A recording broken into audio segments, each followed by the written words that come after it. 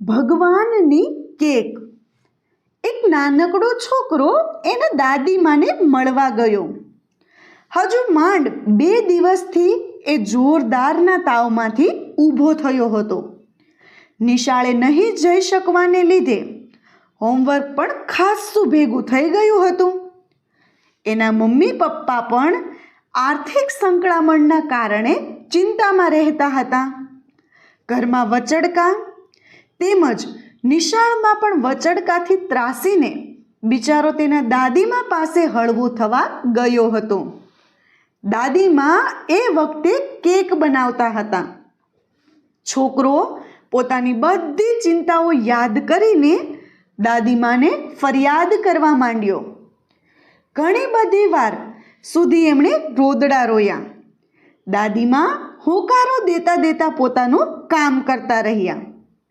બાળકની વાત પૂરી થઈ એટલે તેમણે પૂછ્યું, બેટા, તું ભૂખ્યો તો થયો જ હોઈશ, કંઈ ખાવું છે? કેક બનતા તો હજુ થોડીક વાર લાગશે. હવે દાદીમા વહાલથી પૂછે તો દુનિયાનો કયો પૌત્ર ના પાડે? આમે કેકની મીઠી સોડમ તો શરૂ જ થઈ ગઈ હતી. બાળકે હા પાડી.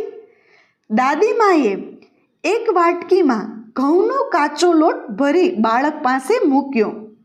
લે ખા. બાળકને નવાઈ લાગી. દાદીમા, લોટ તો કંઈ ખવાતો હશે, એ તો કેવો ભંગાર લાગે. એમ તો આ લે, પી લે.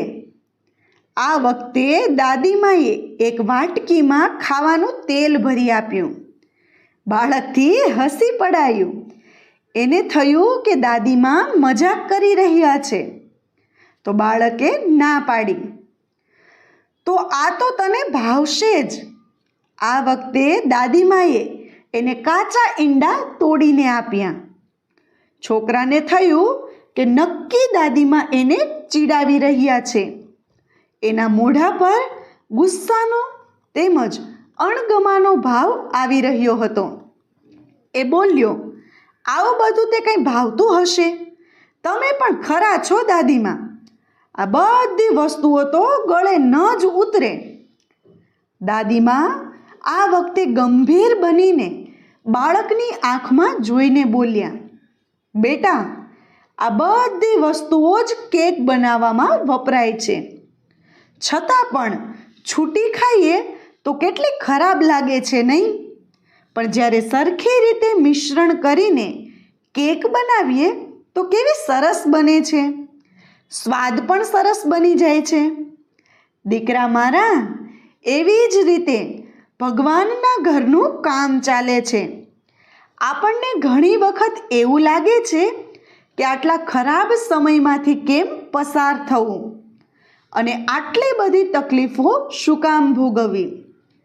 પરંતુ ભગવાન જાણે જ છે કે જ્યારે તે આ બધી વસ્તુઓને, બધા દુઃખો તેમજ તકલીફોને બરાબર ગોઠવી દેશે ત્યારે જરૂર એકાદ નવીન અને અદ્ભુત વસ્તુ બનશે. બસ આપણે ફક્ત એની પર એવી રીતે વિશ્વાસ રાખવો જોઈએ જેવી રીતે તું અત્યારે મારી પર રાખી રહ્યો છે. તને ખાતરી છે જ કે આ બધી વસ્તુઓમાંથી બની હોવા છતાં આપણી કેક સરસ જ થવાની. ભગવાન પણ દુઃખોના ચૂલામાં તપાવીને જીવનની કેકને સાચો સ્વાદ આપતા હોય છે. અને દીકરા, બરાબર તપે નહીં ને તો કેકનો સરસ સ્વાદ કેવી રીતે આવે? બાળક અપલક નેત્રે દાદીમા સામે જોઈ રહ્યો. જ્યારે પણ જીવનમાં ખરાબ સમય આવે ને ત્યારે ઉદાસ થઈને એને વાગોળવાને બદલે તેમાંથી ઝડપથી કેવી રીતે નીકળી શકીએ એ વિચારવાનું.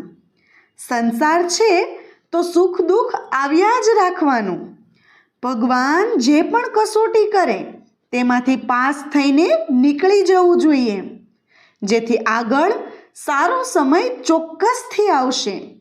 સુખ હોય કે દુઃખ હોય, બંનેમાંથી કોઈ પણ વસ્તુ વધારે સમય સુધી રહેવાની નથી.